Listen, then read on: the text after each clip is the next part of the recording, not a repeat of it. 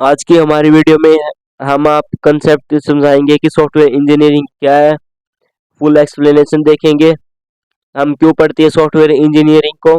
ये सभी चीज़ें हम इस एक वीडियो के अंदर कवर करेंगे।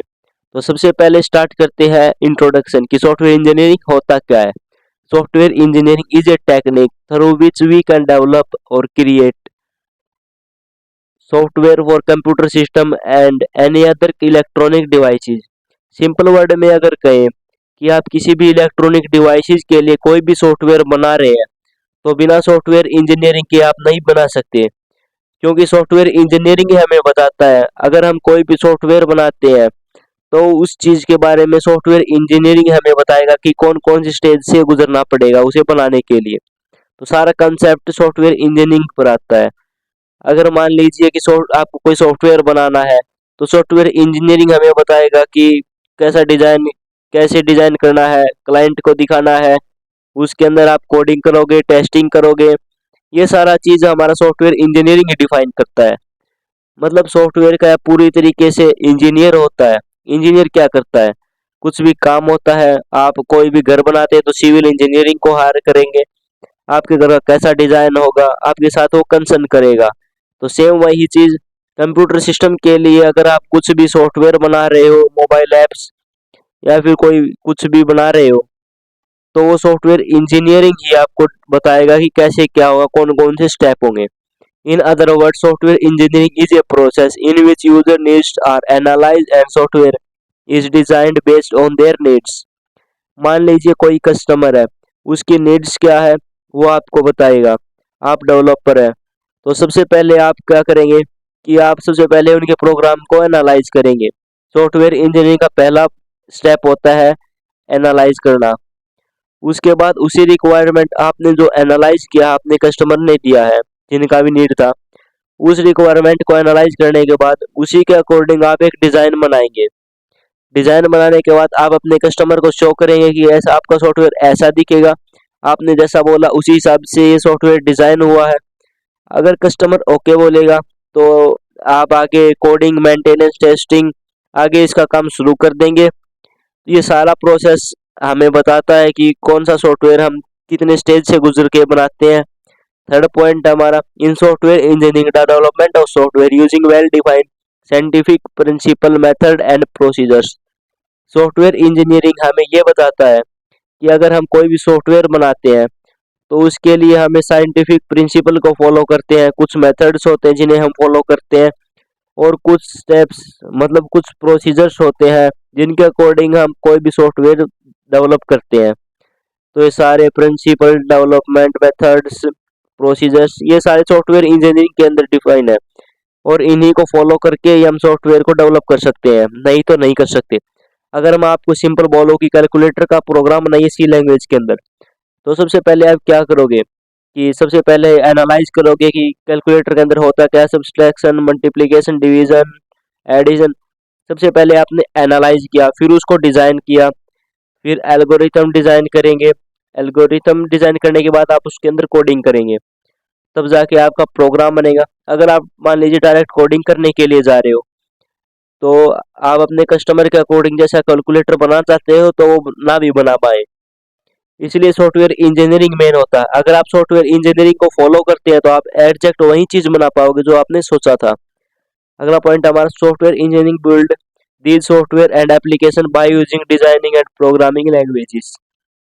देखो, जो भी सॉफ्टवेयर इंजीनियर होते हैं, अगर वो कुछ भी एप्लीकेशन डेवलप कर रहे हैं, कुछ भी सॉफ्टवेयर बना रहे हैं, तो सबसे पहले वो जो डिजाइन डिजाइन तैयार करते हैं तो उसी को देखते हैं, और उसी डिजाइन को देखते देखते रियल के अंदर कोडिंग के थ्रू उसको इम्प्लीमेंट करते हैं।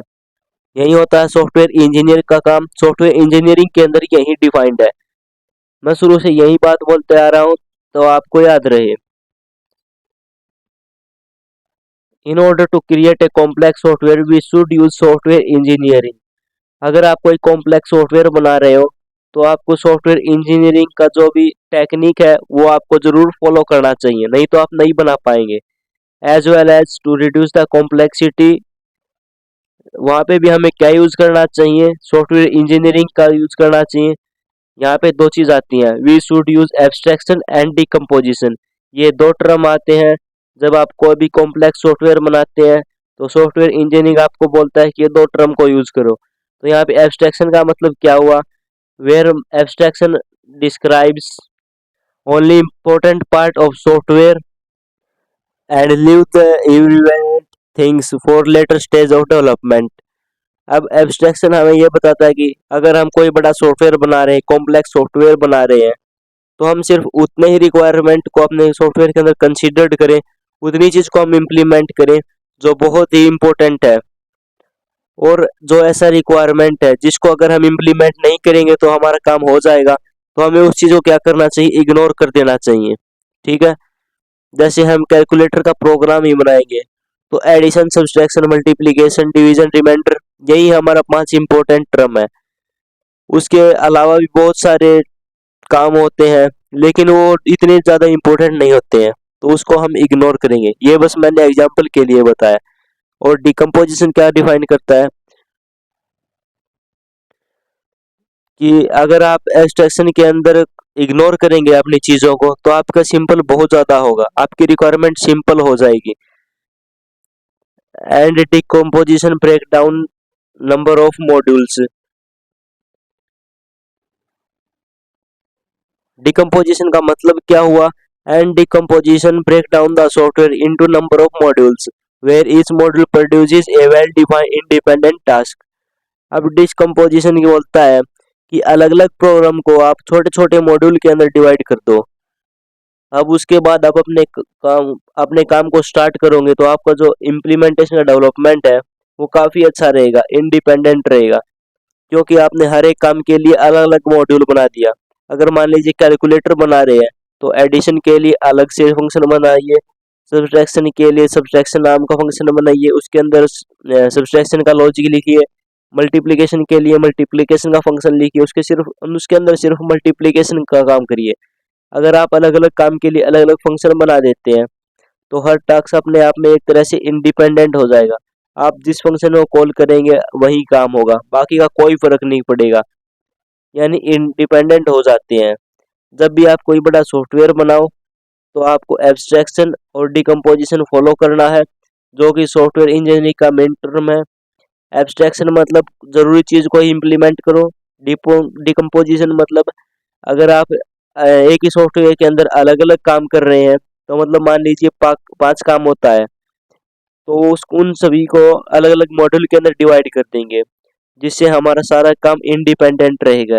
ये हुआ हमारा इंट्रोडक्शन सॉफ्टवेयर इंजीनियरिंग का। अब सॉफ्टवेयर इंजीनियरिंग को लाने का पर्पज क्या था, उसको डिस्कस कर लेते हैं।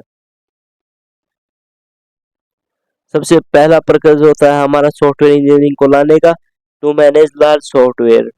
अगर आप बहुत बड़ा सॉफ्टवेयर डेवलप कर रहे हैं और सॉफ्टवेयर इंजीनियरिंग के प्रिंसिपल को आप फॉलो नहीं कर रहे हैं, जैसे अगर मैं आपको बोलूं कि 2000 लाइन ऑफ कोड मेरे सामने लिखो, तो आप नहीं लिख सकते, क्योंकि आपको रिक्वायरमेंट नहीं पता है। तो सॉफ्टवेयर इंजीनियरिंग बोलता है कि अगर आपको कुछ भी डेवलप करने को बोले, तो सबसे पहले आप रिक्वायरमेंट को शुरू गैदर करो, फिर उसको एनालाइज करो, उसका डिज़ाइन तैयार करो, और जिसने भी आपको कहा है उसको डिज़ाइन दिखाओ। अगर वो हाँ बोले तो ओके बोले, तो आप आगे कोडिंग स्टार्ट करो, और जैसे ही आप कोडिंग करो, तो आप वहाँ पे एब्स्ट्रैक्शन एंड डिकोडिंग को यूज करो, जो जरूरी पार्ट नहीं है उसको इग्नोर करो। और उसके बाद अलग अलग काम के लिए आप अलग अलग मॉड्यूल बनाइए। जैसे अगर आप एडिशन कर रहे हैं a प्लस बी, तो आप इसको ऐड फंक्शन के अंदर लिखिए। सब्सट्रैक्शन कर रहे हो a माइनस बी, तो आप इसको सब्सट्रैक्शन फंक्शन के अंदर लिखिए। इससे क्या होगा, अगर आप कोई प्रोग्राम को देखेगा क्या, वो समझ जाएगा कि सब्सट्रैक्शन फंक्शन के अंदर माइनस का काम हो गया, एडिशन वाले के अंदर प्लस का काम हो गया। आपका प्रोग्राम देखने पर रीडेबल एंड इजी लगेगा। अगर आप मॉड्यूल को में अलग अलग में डिवाइड नहीं करेंगे इन सभी मॉड्यूल को, तो एक ही फंक्शन के अंदर होगा और काफ़ी कॉम्प्लेक्स एंड लेंथी दिखेगा। अगर कोई लार्ज सॉफ्टवेयर डेवलप होता है, तो वहाँ पे सॉफ्टवेयर इंजीनियरिंग का प्रिंसिपल फॉलो किया जाता है, तभी आप इजीली क्या कर सकते हैं, अपने लार्ज सॉफ्टवेयर को बना सकते हैं। और एक पॉइंट इसके अंदर क्या होता है, अगर मान लीजिए आपने सॉफ्टवेयर बनाया, किसी क्लाइंट को दे दिया, और उसके बाद भी आपको सॉफ्टवेयर को मेंटेन करना पड़ता है, मेंटेनेंस देना पड़ता है। जैसे हमारे मोबाइल ऐप्स के अंदर हमेशा कुछ ना कुछ अपडेट आता रहता है, तो जो भी डेवलपर लोग होते हैं वो कुछ नया उसके अंदर ऐड करते रहते हैं, उसके अंदर जो बग्स होते हैं, एरर्स होते हैं, उनको हटाते रहते हैं। मेंटेनेंस का काम भी हमारा सॉफ्टवेयर इंजीनियरिंग के अंदर ही आता है। तो ये सारा चीज हो गया हमारा to manage large software, software engineering लाने का पहला पर्पज। सेकंड है हमारा फॉर ग्रेटर स्केलेबिलिटी। स्केलेबिलिटी का हमारा यहाँ पे मतलब क्या होता है, जितना भी सॉफ्टवेयर इंजीनियरिंग का साइंटिफिक प्रिंसिपल है, आपका सॉफ्टवेयर उसको फॉलो करना चाहिए। तभी जब आपका सॉफ्टवेयर फॉलो करेगा तभी आप सॉफ्टवेयर को आसानी से क्रिएट कर पाएंगे, मैनेज कर पाएंगे, काम कर पाएंगे। अगर आपका स्केलेबिलिटी फॉलो नहीं करेगा, आपका सॉफ्टवेयर जो भी आप डेवलप करेंगे, तो उसको मैनेज करना, रिक्रिएट करना, उसके साथ काम करना बहुत ज़्यादा डिफिकल्ट होगा। थर्ड पार्ट है हमारा to manage the cost. Software engineering हमें ये भी बताता है कि अगर आप कोई सॉफ्टवेयर बना रहे हैं तो उसका कॉस्ट कितना आएगा। उसका सॉफ्टवेयर इंजीनियरिंग का प्रिंसिपल आपको ये भी बता देता है कि कितना कॉस्ट आएगा। जब आप डिजाइन कर देते हैं कस्टमर के नीड के अकॉर्डिंग, तो वहाँ पे आपको पता ही चल जाएगा। जब आपके सामने डिजाइन आ चुका है तो आप बता सकते हो कि आप सॉफ्टवेयर बनाने में कितना कॉस्ट आएगा, और साथ ही साथ उसको मैनेज करने का भी मेंटेनेंस कॉस्ट आप पता लग सकते हैं। तो ये तभी होगा जब सॉफ्टवेयर इंजीनियरिंग आपको फॉलो करके कोई सॉफ्टवेयर बनाएंगे तब। तो manage the dynamic nature of the software. Software engineering में अगर आप सॉफ्टवेयर बनाते हैं तो आपके जो सॉफ्टवेयर का जो नेचर होता है वो डायनामिक होता है। उसके अंदर आप कुछ बाद में ऐड कर सकते हो, रिमूव कर सकते हो, जिसको आप मेंटेनेंस बोलते हैं। अगर आप कुछ अपडेट लाना होगा सॉफ्टवेयर तो आप उसको ला सकते हैं। For better quality management, software की बेहतर क्वालिटी के लिए आपको क्या करना चाहिए, उसमें मेंटेनेंस डालना चाहिए। आपको सॉफ्टवेयर इंजीनियरिंग के सारे कंसेप्ट को फॉलो करना चाहिए। अगर आप सॉफ्टवेयर इंजीनियरिंग को फॉलो कंसेप्ट को नहीं करेंगे तो आप सबसे पहले उसको बना ही नहीं पाएंगे कोई भी सॉफ्टवेयर। क्यों नहीं बना पाएंगे, क्योंकि सॉफ्टवेयर इंजीनियरिंग के अंदर ही कॉस्ट, मेंटेनेंस, कोडिंग, टेस्टिंग, ये सभी टेस्ट दिखाए गए हैं। इतने स्टेप यूज करके कोई भी सॉफ्टवेयर डिवाइस के लिए बनता है। तो उम्मीद करते हैं आपको सॉफ्टवेयर इंजीनियरिंग क्या होता है वो समझ में आ गया होगा। सॉफ्टवेयर इंजीनियरिंग मतलब सॉफ्टवेयर लोगों का इंजीनियर।